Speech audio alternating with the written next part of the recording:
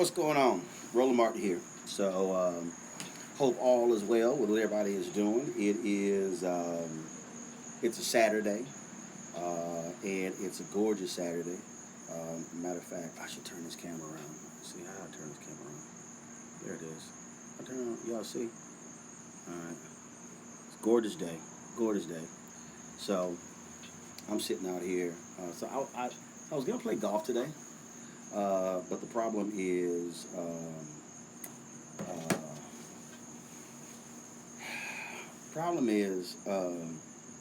all the people are aerating their greens, which means they punch holes in the greens, they recycle and put sand on them. And I ain't trying to pay the same amount of money to play some old bumpy ass greens. So that's why I didn't go play golf today. So it is gorgeous. I mean, it's great out here. I mean, it's a beautiful day here. In DMV is 81 degrees right now. So I ain't trying to go shopping because I ain't trying to buy nothing because I don't need to buy anything. So we're getting ready, of course, to launch Roland Martin Unfiltered on September 4th. My crew has been busy setting the studio up. I showed y'all some of that stuff. I posted that video the other day. And so we're getting ready for that. So that's pretty cool that we're working on. So, so I'm sitting here going, all right, man, what I want to do. So, there's all kinds of stuff. So I said, you know what, I'm going to go ahead and get some reading in. So last night, I started this new book. Because y'all know I'm a fundamental person. I believe in reading. I can't stand all these folks out here who walk around who are utterly clueless about American history, who don't know nothing. And I'm always trying to tell people you need to pick up a damn book because, there's nothing worse than people walking around in this country who don't know nothing, they ain't never read nothing, and they're just spouting off all the time. And so I'm always about information. And so people ask me all the time, they say, dude, you always quoting books and always doing those different things like that, which is true, which is very true. So yes, it's very true. I'm always reading. That's just what I do. I got 1,000+ books in the house, and so I said, man, let me come out here and just sit on my uh, porch, in front of the house, and I'm just gonna read. So I want to do so. So anyway, so here's what I'm reading. So Jeff Perlman. So how many of y'all remember the United States Football League, USFL? So Jeff Perlman has a new book out on the USFL, and he sent it to me. I was a huge Houston USFL fan, the Houston Gamblers, Jim Kelly, Jack Pardee, all those guys. And so this here is Jeff Perlman's book. Okay, let me get the sign out. Okay, and so it's called Football for a Buck. It is called The Crazy Rise and Crazier Demise of the USFL. And of course, it stars Donald Trump, who killed the league because of his massive ego, and he desperately wanted to be an NFL owner, which is why they can't stand his ass today. So that's just truth. So last night, so this book is, I always do this here. So, you go through this book. So this book is 333 pages long. Last night, I completed, and again, I cracked it open last night. Just got it in the mail yesterday. So I read 140 pages of this book last night. And so anytime I read 140 pages of a book in one night, that means it's a very breezy read. It's a very good book in terms of how it's written, very fascinating stories. And so you definitely want to check that out. And so I'm going to be obviously interviewing Jeff when I'm on Roland Martin Unfiltered. So can't wait to have that conversation. So another book that I'm reading is by Ethel Payne. Ethel Payne, of course, one of the first African Americans covering the White House. She was a top writer for the Chicago Defender back in the day. And so her book is called Eye on the Struggle. So this book, let me turn it this way, is so that's again, that sun is making it hard to see that cover fully. And so Eye on the Struggle, Ethel Payne, the First Lady of the Black Press. The book is by James McGrath Morris. And so obviously I'm familiar with her work because I was a former executive editor, general manager of the Chicago Defender. And so she was a great writer for us. And so I just started reading this book. I think I've read this book. I can highlight and stuff. So I've read 22 pages of this book. So and this book is now I do the page. The reason why I'm giving y'all the page numbers because look, bottom line is that some books are longer, some are shorter, and so people sort of make those determinations. And so it's all good. So this book is 389 pages, and so I got a little ways to go. I haven't cracked this book here open yet, but it is another member of the Black Press. Let me turn it this way so y'all can see it. This book is called Fighting for Fairness. It is the life story of Hall of Fame sports writer Sam Lacey, by Sam Lacey with Moses J. Newsom. Sam Lacey was one of the greatest sports writers in the Black Press, working for the Afro-American here in Washington, D.C. I got a chance to meet Sam Lacey, legendary sports writer. I was able to present him an award. NABJ, we had our convention in Kansas City in 1991, and Sam got one of our Pioneer Awards. I think it was a Lifetime Achievement Award. I was a national student representative on the board, and I got a chance to actually meet the great Sam Lacey. And so I need to get with our people to chase down those photos. And so again, that was 1991 when I was a student on the board. And so I'm going to be reading this book here. This book here is, and again, he was one of the folks, along with Wendell Smith, who pressured Major League Baseball to admit blacks to Major League Baseball. And so 243 pages. And so you name it, he has done it. And I mean, he's won all kinds of awards. Yes, it was a lifetime achievement award from the National Association of Black Journalists, and we awarded that to him in 1991. And I was the one who presented him his award. And so I'm reading that. Another great book about the Black Press that I am reading is phenomenal, y'all. It's this book right here. Okay, it's called The Rise and Fall of the Associated Negro Press, Claude Burnett's Pan-African News and the Jim Crow Paradox. It is by Gerald Horne. You've seen Gerald Horne on News One now. Gerald Horne is a professor at the University of Houston. He wrote the book on slaves in 1776 in the fight for freedom. But this book is amazing, okay, because I run 3 black newspapers. I've done all kind of stuff. I had never heard of Claude Burnett until I got Gerald's book. It is a fascinating book. I am on page 135 of this book, and I'm almost done with it. This book is not to read it. It is meticulously researched. This book has 187 pages, and so I'm almost done with this.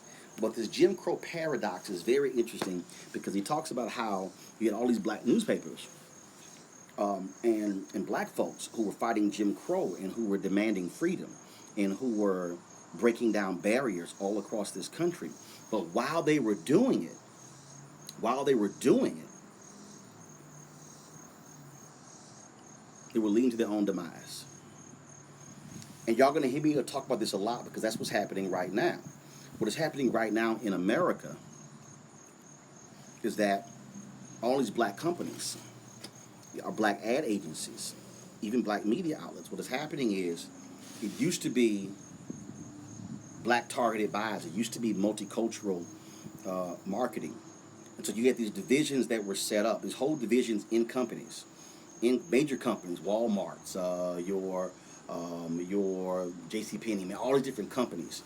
But then all of a sudden, what has happened now is because multicultural is now becoming mainstream, they're wiping all of those divisions out of their companies. And the black ad agencies and the Latino ad agencies, which were getting those ad dollars, what's happening now is they're now shifting those dollars to, guess what? Mainstream media. Because mainstream media goes, oh, you can just do a general ad buy. You just do a general ad buy. So our black and Hispanic ad agencies are dying because the money is being shifted. So again, the paradox. We're moving towards a nation that's majority people of color, but now white firms are still getting lion's share of those dollars. And the problem is when you go inside these major ad agencies, few black folks, few Latinos. So you're going to hear me talk about this. So this book is important because he shows you this Jim Crow paradox about how these black entities were thriving. Our black banks, our black schools, our black insurance companies, our black newspapers, all of these institutions were thriving because Jim Crow kept us out. But then when integration came, guess what? We gave up on those companies and we start aligning with mainstream companies, and that's what destroyed those companies. And they went away, and they died. That's what he calls the Jim Crow paradox. It's repeating itself right now. Most folks are not talking about this, but trust me, I'm going to be talking about this here. So that's why that book is important. How the past informs the present to inform the future. You'll hear me talking about more of this in the future. Okay, here's a book that I've read, and you know what? I'm going to go back. I'm going to reread this. I'm going to reread this book because there's some stuff that I just want to reread it. Okay, you've heard me talk about this book, and it was out of print for a while there. It was out of print. Okay, it was out of print. And the author, he's heard me mention his book for years in speeches. And I think it's now available in electronic form. I think it is. Matter of fact, you know what? I'm going to go. Let me check right now. I'm just going to go before I even tell y'all. But this is a book that I highly recommend.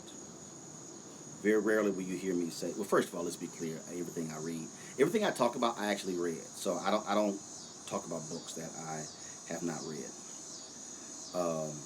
But I think. Okay, so I do see on Amazon this book is available in paperback.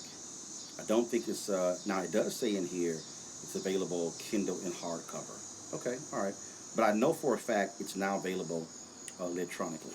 This book is called Dark Bargain. It's called Dark Bargain, Slavery, Profits, and the Struggle for the Constitution by Lawrence Goldstone. I have read this book. He has a PhD in American Constitutional Studies. He lives in Westport, Connecticut. And this book was done a number of years ago. And let me tell y'all something. It blew me away because this book, 2005. So I've had this book now for 13 years. And this book lays out, Dark Bargain, lays out how it lays out the impact of slavery in the creation of the United States Constitution.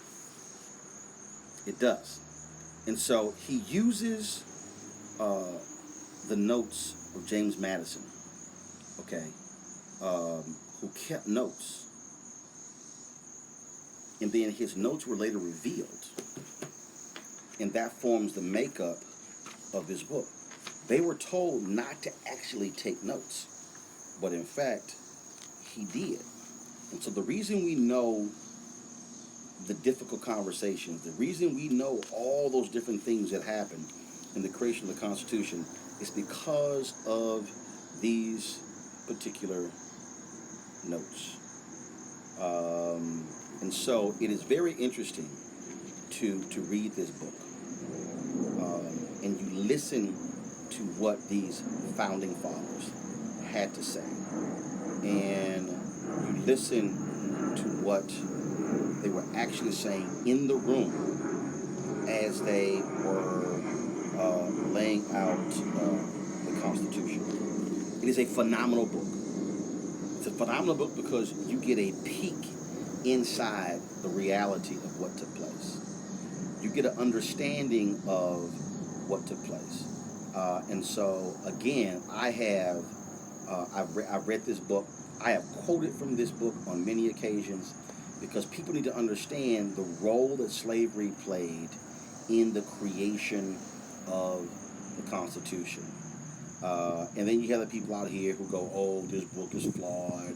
You have these people who, all this sort of stuff along those lines. Nah. Like, here's a perfect example. Somebody jumped on this page and they said, Goldstone writes that African slaves had been in Virginia since the 1620s. This is not true. Slavery was not legal in Virginia until 1667. Okay, this is what's so stupid about this here. It doesn't matter that it wasn't legal. The reality is 20-odd Africans arrived in Virginia in 1619, August 20th of 1619. They were initially traded for food. They were actually sold into slavery. So it was actually happening, folks, before. So again, you have these people who want to sit here and want to talk about how Dark Bargain is that and the other. No, it's a phenomenal book, and so I'm going to reread Dark Bargain. It's a book you want to get. Trust me. Um, People today are talking about the riches of Jeff Bezos and Mark Zuckerberg, and they're talking about, of course, Warren Buffett and folks along those lines. And so, who actually came before? Who was the richest man before Jeff Bezos? The richest man before Warren Buffett, before Mark Zuckerberg? Well, it was John D. Rockefeller. Um, how many of y'all know about Standard Oil? When Standard Oil was busted up. When Standard Oil was busted up, you realize it created 32 different oil companies that were major oil companies. When you think about Exxon, you think about Gulf, you think about all these companies were born out. This dude owned that much. So Ron Chernow, many of y'all know about Ron Chernow. Of course, he wrote the book Hamilton, which I have, and I need to finish reading as well. So Ron Chernow, and do me a favor, y'all could please share this with your folks so they can actually learn from this. Would love for us to get our Twitter and Facebook numbers up, but share this so people can actually learn about this. And again, these are books that I've actually read or am going to read. So Ron Chernow, who did Alexander Hamilton, he wrote a national bestseller called Titan: The Life of John D. Rockefeller Sr. This is Titan. Oh, I'm sorry. I didn't do this for Dark Bargain. So Dark Bargain is, lots of notes is here as well. But Dark Bargain, not a bad read. It's only 195 pages. So Dark Bargain is the second shortest book on here. The Rise and Fall is the shortest one at 187 pages. Okay, so Ron Chernow is extremely detailed in his books. So folks, he's a lot different. This book is unbelievable. In that the book is, it's more than 600 pages, 676 to be exact. It is rich in detail and talks about the life of John D. Rockefeller, one of not one of the oil barons, the oil baron, the man who was the richest man in the world, okay, who owned everything. He was a titan. He was a robber baron. He was a tough son of a bitch. And so you want to read that. But the person who probably writes longer than him is in more detail is oh my God, Robert Caro, Caro. He has dedicated his life. Dude is 82 years old. Y'all, he has dedicated his life to these books about President Lyndon Baines Johnson. His time in the Congress, his time in the House, in the Senate, his time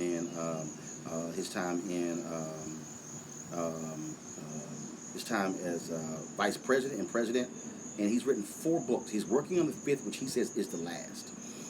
They take about a decade to write. Dude, he's literally only focused on LBJ his entire life,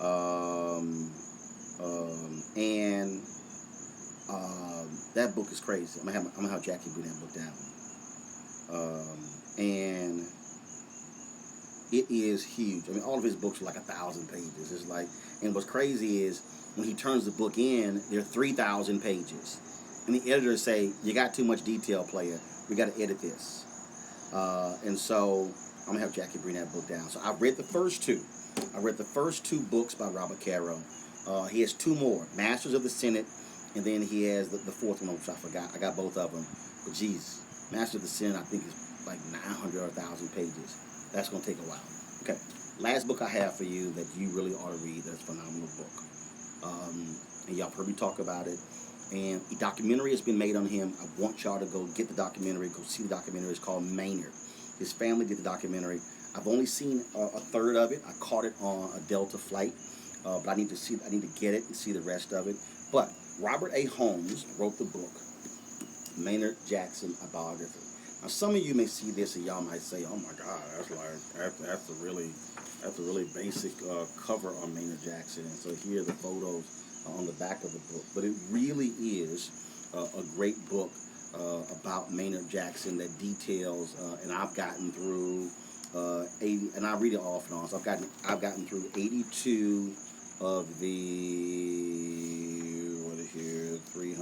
52 pages of the book.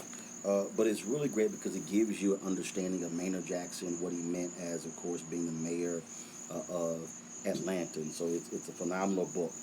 Again, the book is called Maynard Jackson by Robert A. Holmes. Okay, so hopefully Jackie gets my text and she brings Masters of the Senate down. Okay, so let me go over the books again in case you missed it. Okay, so you can go back and read the description. You can watch the descriptions. But as I said, Maynard Jackson, Robert A. Holmes. Okay, get that book. So this is what I'm reading right now. I typically read 7 to 9 books at one time. So I have 7 with me right now, but I've got a few others. Ron Chernow, Titan, The Life of John David Rockefeller Sr. John D. Rockefeller Sr. Okay? All right, cool. And so Hood just comes down here. Just I'm outside reading. What? I'm on the live stream right now. Okay. I'm doing the book club thing. What? Nothing. Okay, Well, you don't want to be a book. You don't want to be the book stream. Huh? You don't want to be over here. Okay. Are you recommending my book? Other book is. Are you recommending my book on the book stream? Fulfill the art and joy of Yeah, I know honest how. living? Okay, first of all, if you're gonna come down here and try to talk about your book, you might want to bring the cover. No, Don't be coming I was out asking, here. did you? Okay, no, I'm not. Okay, again, The Rise and Fall of the Associated Negro Press, Claude Burnett's Pan-African News, and the Jim Crow Paradox by Gerald Horne. So let me hold that up so y'all can see that. Okay. All right. Dark Bargain, Slavery, Profits, and the Struggle for the Constitution by Lawrence Goldstone. Another book. Great book. Fighting for Fairness, the life story of Hall of Fame sports writer Sam Lacey by Sam Lacey with Moses J. Newsom. That's this book right here. Great book. So these are all the books I'm reading right now. Another time I'm going to actually do a book club video on books I've already read. I read over the years that I think you ought to read that are great. This book, I Am the Struggle, Ethel Payne, the First Lady of the Black Press, James McGrath Morris. Here's that book. Newest one, just got in the mail yesterday. I am a third through it already. Football for a Buck, The Crazy Rise and Crazier Demise of the USFL by Jeff Pearlman.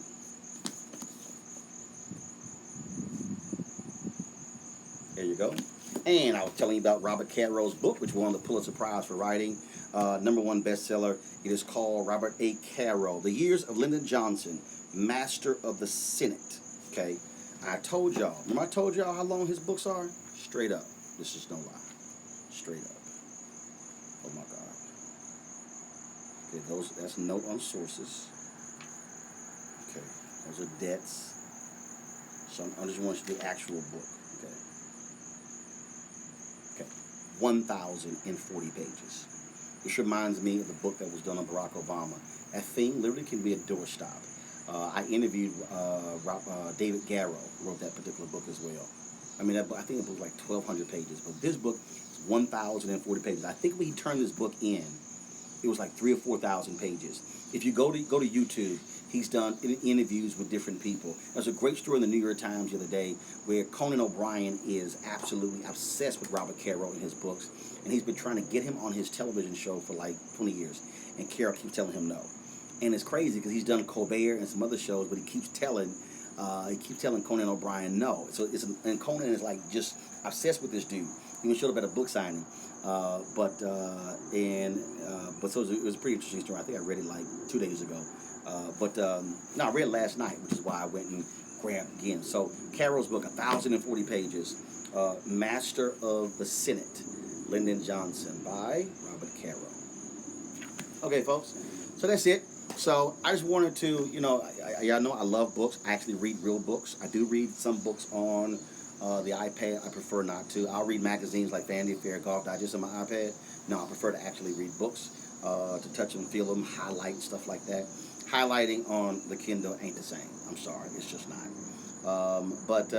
So there you go. So I'm about to go back, finish reading Perlman's book. And what I might do is I might read 100 pages of his book, and then I might read like 20 pages of each one of the other books. And so I'm trying to get back into the groove of at least reading, my goal is to read at least 25 pages a day of a particular book. Not 25 pages, 5 different books. No, I'm going to try to read more. So that's what my goal is. And so I need to get back to reading, as I used to just devour books. And so I'm trying to get back to that. So that's what I'm going to do. It's gorgeous. It's great out here. And so that's it. If y'all want to know what I've read, all you got to do, if you go to Twitter, there are probably more books on Twitter under the hashtag Roland's Book Club. ROLANDSBOOKCLUB. Yes, I can spell Roland's Book Club. Go to Roland's Book Club. On the Twitter, you can also, there'll probably be fewer Roland's Book Club mentions on Instagram.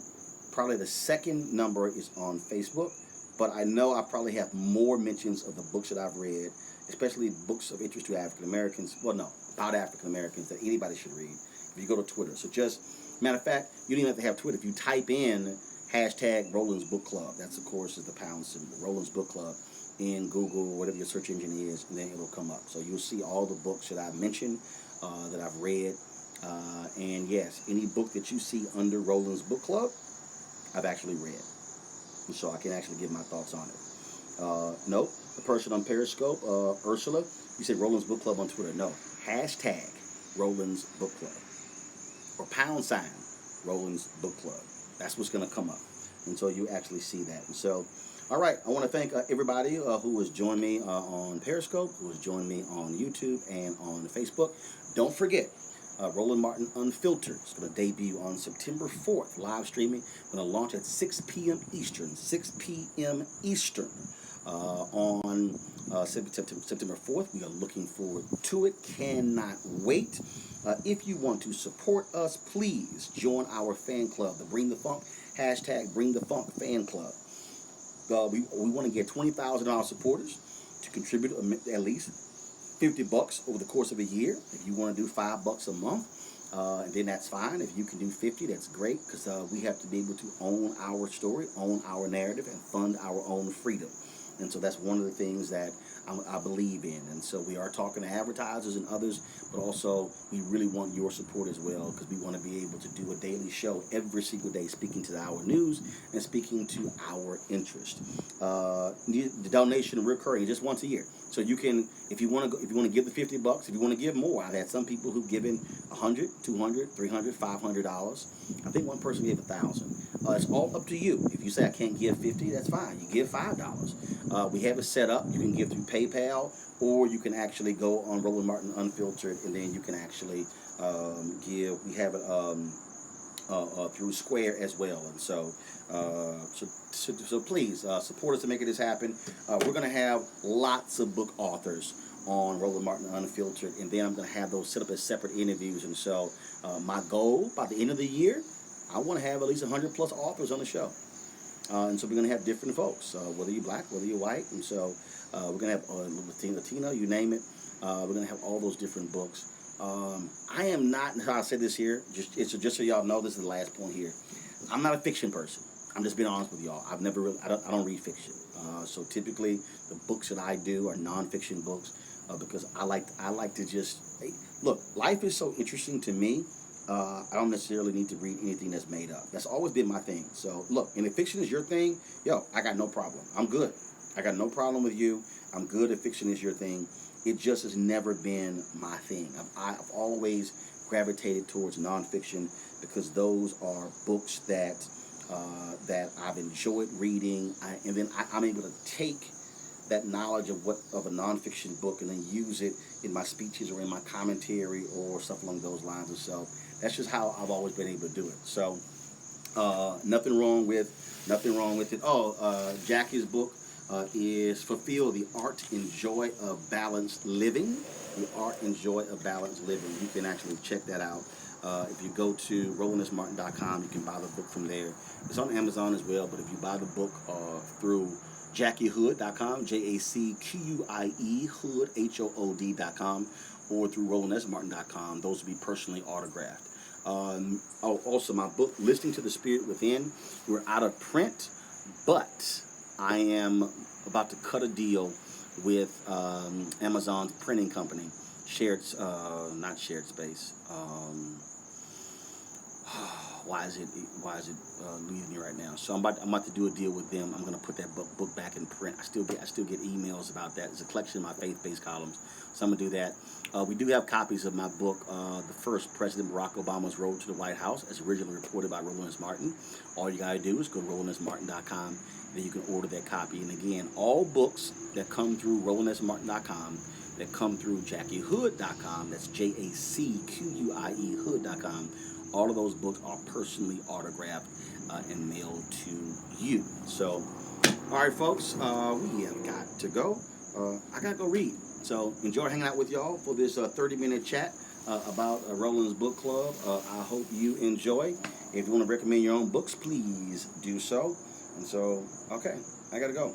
You have a great day. Happy reading.